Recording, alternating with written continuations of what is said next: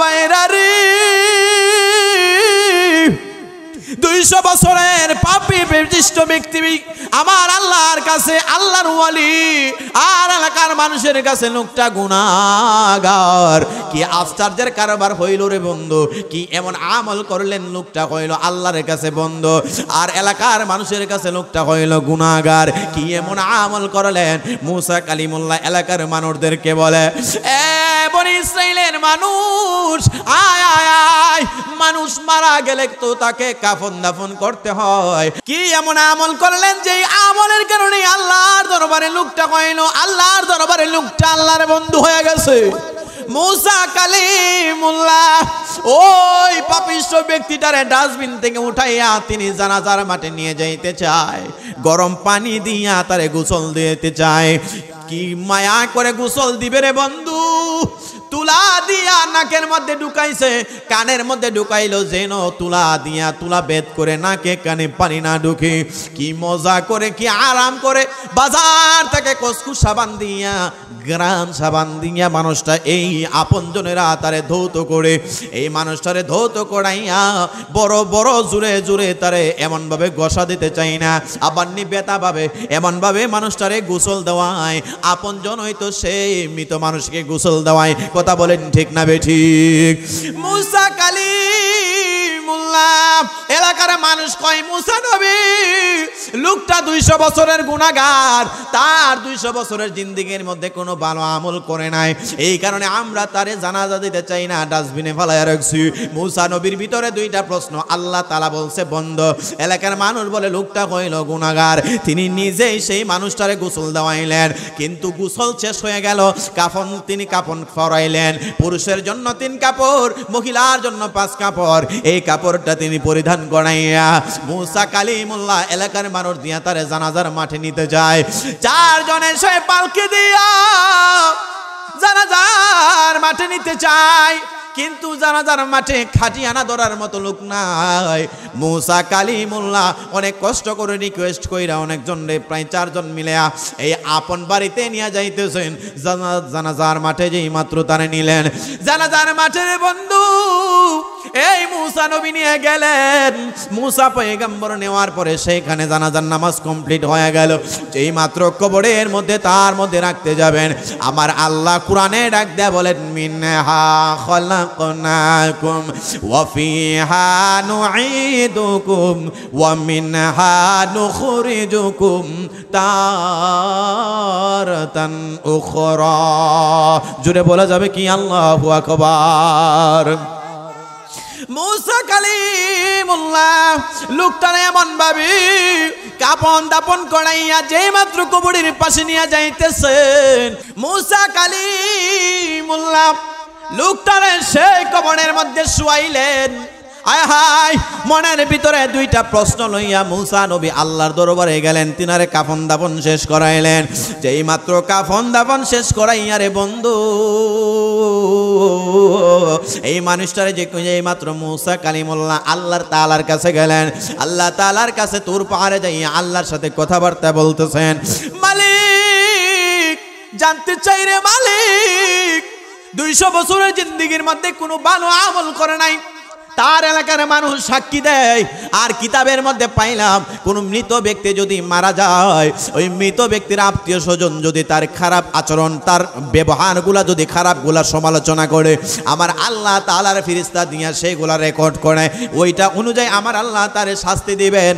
আর কোনো ভালো মানুষ যদি মারা যায় অথবা খারাপ মানুষ মারা যায়, এই মানুষ মারা যাওয়ার পরে যদি মানুষ তার সমালোচনা না কইরা ভালো ভালো কাজগুলা আলোচনা করে, আমার আল্লাহ সেটাকে ভিত্তি করিয়া তারে মাফ করে দিতে পারে কি পারে না? মুসা নবী তুর পাহাড়ে কয়, কালিমুল্লাহ আল্লাহ তাআলার প্রেম ছিল, কথা বলার প্রেম। মুসা নবী আল্লাহরে কই, আল্লাহ জানতে চাই এলাকার মানুষ তারে বলে গুনাহগার, আপনি বললেন লোকটা হইল নেককার, কারণটা জানতে চাই। আমার আল্লাহ ডাক দেয়া বলেন, এ মুসা কালিমুল্লাহ খবর জানেননি গো, লোকটা 200 বছর হায়াত পেয়েছে, কোনোদিন সে ভালো কোনো আমল করে নাই। আর জোরে কোন সুবহানাল্লাহ। লোকটা 200 বছরের হায়াতে জিন্দেগি কোনোদিন কোনো কোনো ভালো আমল করে নাই, কিন্তু এলাকার মানুষ জানে লোকটা কইলো খারাপ, লোকটা এমন খারাপ যার জিন্দেগির মধ্যে কোনো নেক আমল বলতে এমন কোনো জিনিস নাই, কিন্তু আমি আল্লাহর কাছে একটা আমল ভালো লাগে গেছে, যে আমলটা দুনিয়ার কেউ জানে না। যেদিন এই 200 বছরের পাপিষ্ঠ মানুষ ইন্তেকাল করবেন, ওই দিন রাতের বেলা তাওরাত কিতাবটা আপনি মুসার কাছে যে আমি আল্লাহ তাওরাত কিতাব নাজিল করেছি, ওই তাওরাত কিতাবটা খুইলা লোকটা যেই মাত্র খুললেন, ওই তাওরাত কিতাবটা খুইলা তাকায়া দেখতে পাইতেছেন ওই কিতাবের মধ্যে একটা নাম আছে, জমিনে যার নাম হবে মুহাম্মদ, আসমানে যার নাম হবে আহমদ। ওই নামের আমার আল্লাহ তাআলা সবচাইতে বেশি যারে ভালোবাসেন, ওই ভালোবাসার নাম কইল জমিনে মুহাম্মদ, আসমানের মধ্যে যার নাম হবে আহমদ। ওই নামটা পাইয়া আপনার এই 200 বছরের পাপিষ্ঠ বান্দা মারা যাওয়ার আগে চোখে লাগাইলো, বুকে লাগাইলো, মায়া কইরে এমন ভাবে চুম্বন করছে। এ মুসা নবী, আপনার এই 200 বছরের পাপিষ্ঠ বান্দা, এই 200 বছরের পাপিষ্ঠ উম্মত জিন্দেগিতে কোনো নেক আমল করে নাই, বিন্দু পরিমাণ নেক আমল করে নাই, কিন্তু সেই যখন মৃত্যুবরণ করবে ওই দিনে রাতের বেলায় সেই তাওরাত কিতাব খুইলা যখন আমার বন্ধু হাবিবের নামটা পাইছে, ওই নামটা পাইয়া চোখে মুখে বুকে লাগাইছে, এত সম্মান করছে সেই নামটারে পাইয়া আতর সুরমা লাগাইছে গো। আমি তাকায় দেখতে পাইলাম আমি আল্লাহ তাআলার দরবারে 200 বছরের গুনাহ খাতা তারে মাফ করে দিয়েছে, কিন্তু আমি আল্লাহ তাআলা বন্ধু হাবিবের সম্মান করার কারণে আমি আল্লাহ তারে গুনাহ খাতা মাফ কইরা অলির খাতার মধ্যে নাম উঠায়া দিয়েছে। মুসা নবীজির জামানায় ব্যক্তিরা যদি এই নবীজির নাম মুহাম্মদ, এই নবীজির নামকে সম্মান করার কারণে 200 বছরের গুনাহ মাফ হয়, ওই নবীর উম্মত হইতে পারে খুশি না বেজার? আরে আস্তে বলেন, খুশি না বেজার?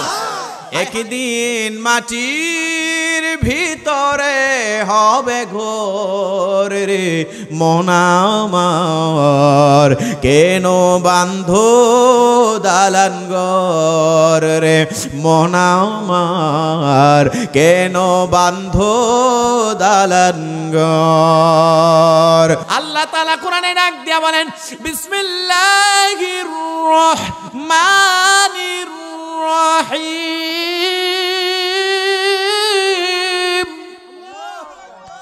আল্লাহ বলতেছেন ওয়াল আসরি ইন্নাল ইনসানা লাফি খুস।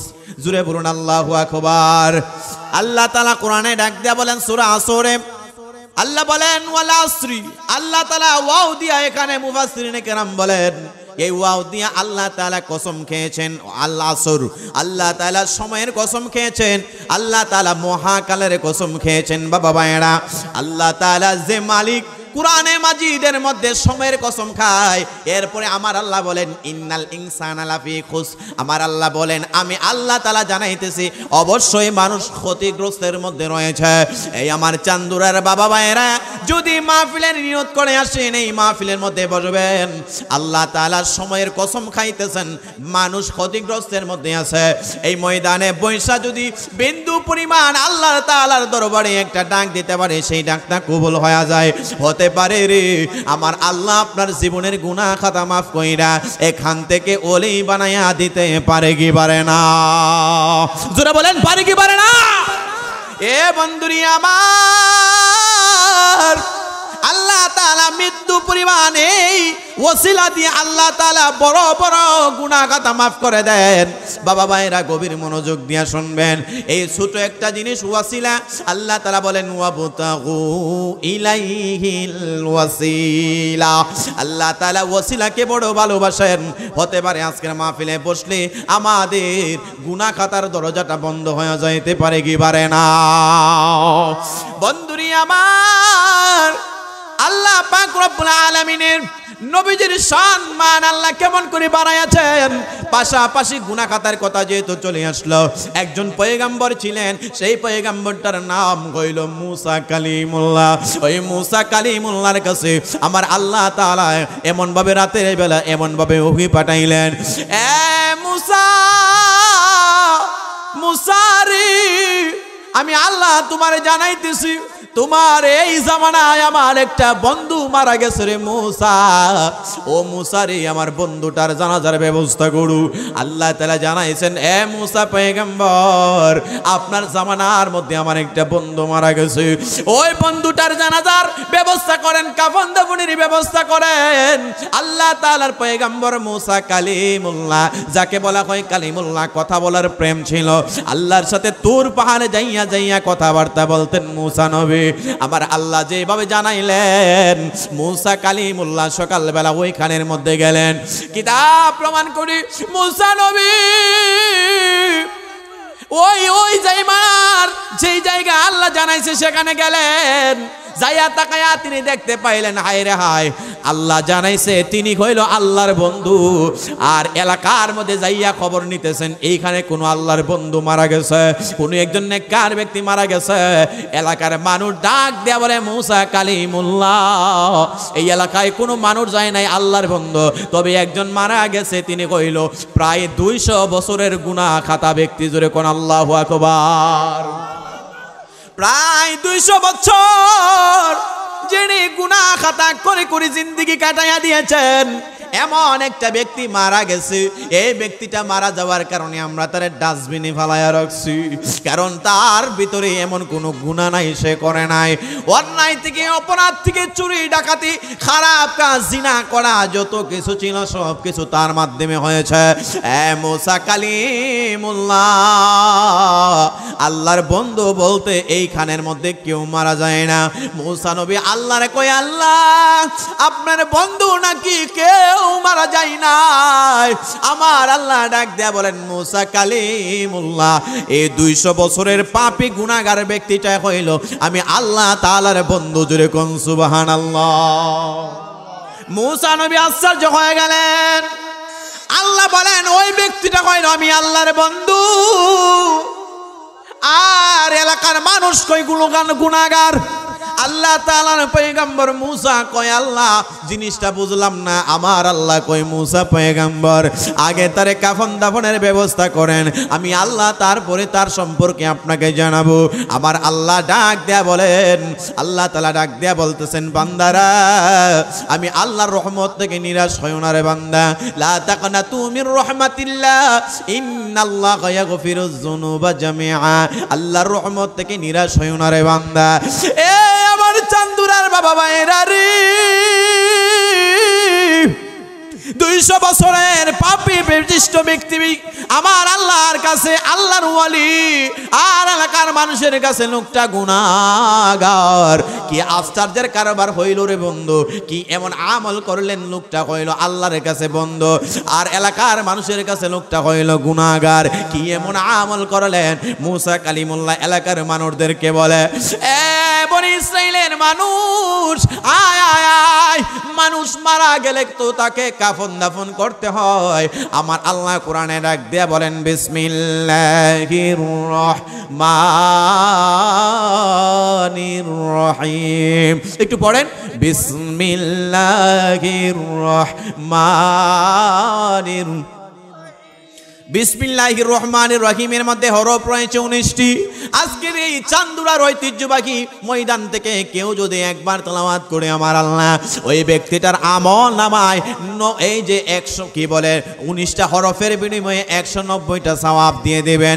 শুধু এতটুকুই নয়, কিতাব প্রমাণ করে রে বন্ধু, কোনো ব্যক্তি যদি আজকের এই ময়দান থেকে মাত্র বিসমিল্লাহ তেলাওয়াত করবে, আমার আল্লাহ তার 19 ঘন্টার সগীরা গুনাহ খাতা মাফ করে দিবেন। তাহলে একটু মহব্বতে বলুন, বিসমিল্লাহির রহমানির রহিম।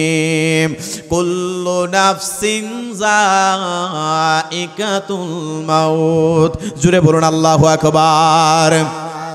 একদিন মাটির ভিতরে হবে ঘোর রে মন আমার, কেন বান্ধো দালান ঘর রে মন আমার, কেন বান্ধো দালান ঘর।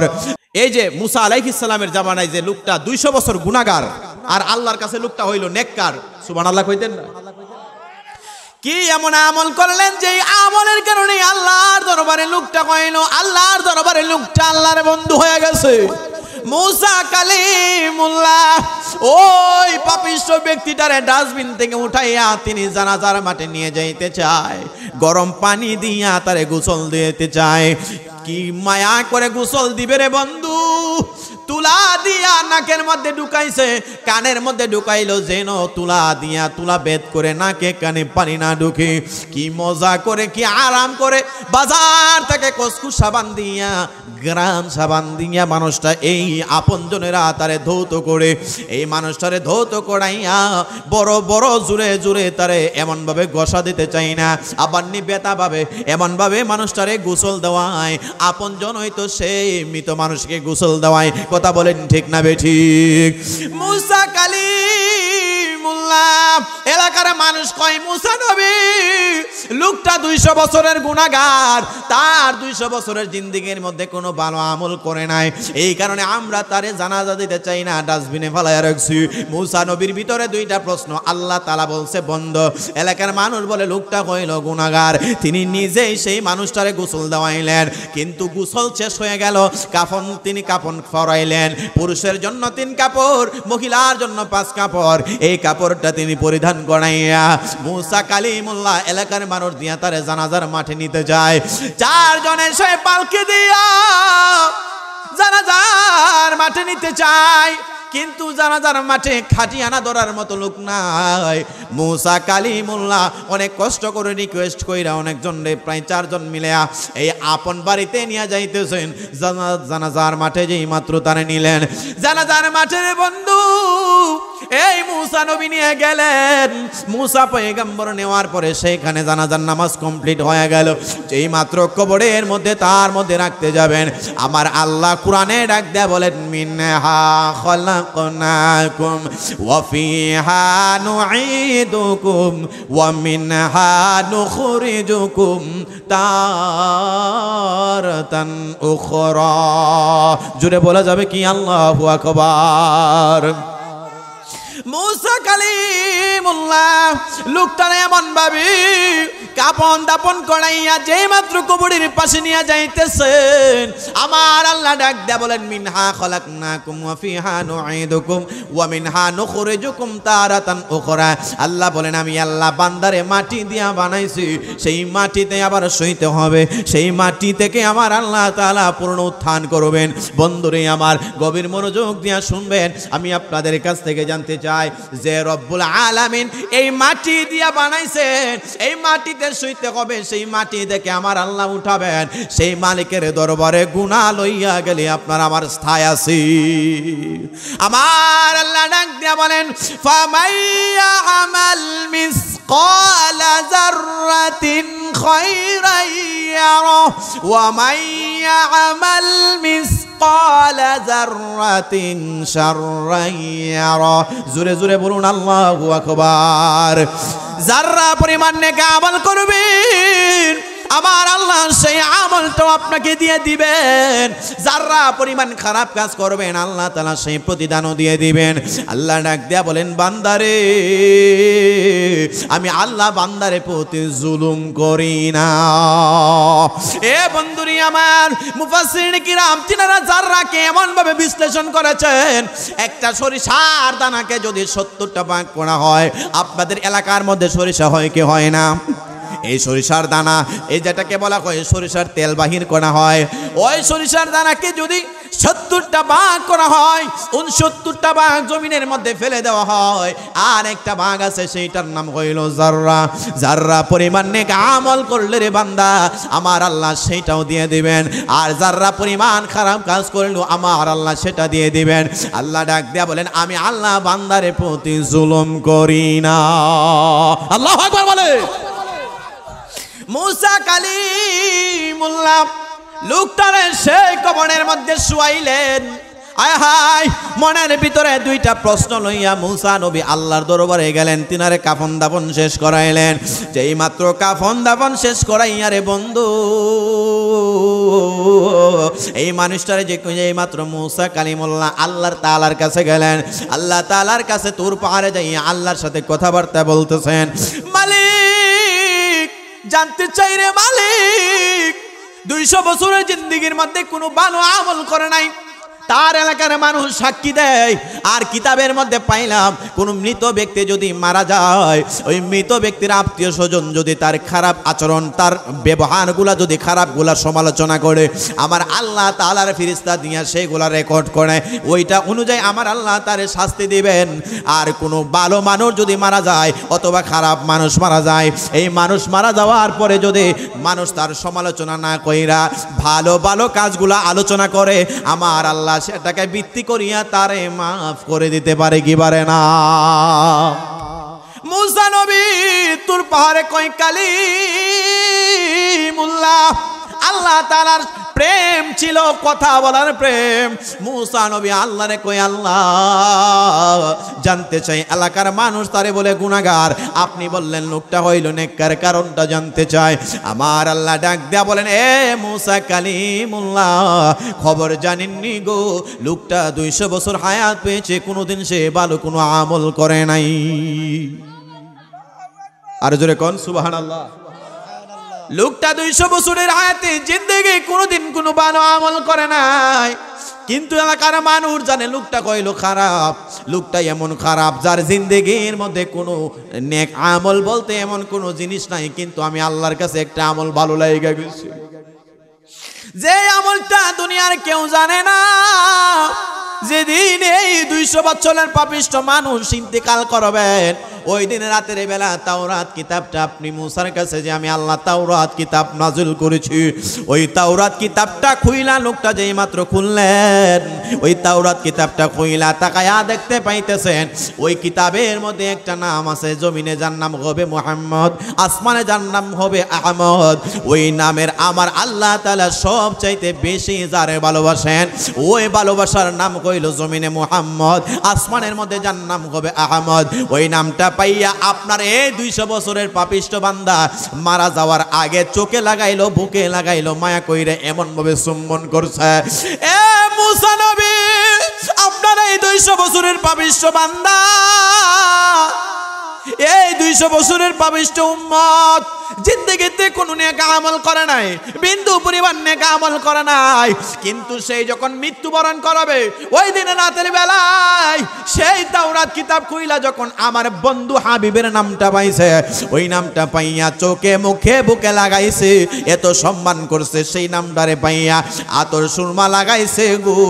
আমি তাকায় দেখতে পাইলাম আমি আল্লাহ তাআলার দরবারে 200 বছরের গুনাহ খাতা তারে মাফ করে দিয়েছে, কিন্তু আমি আল্লাহ তাআলা বন্ধু হাবিবের সম্মান করার কারণে আমি আল্লাহ তারে গুনাহ খাতা মাফ কইরা অলির খাতার মধ্যে নাম উঠায়া দিয়েছে। আর জোরে বলেন আল্লাহু আকবার। তেলের গাড়ি তেলে চলে, হাওয়ার গাড়ি হাওয়া,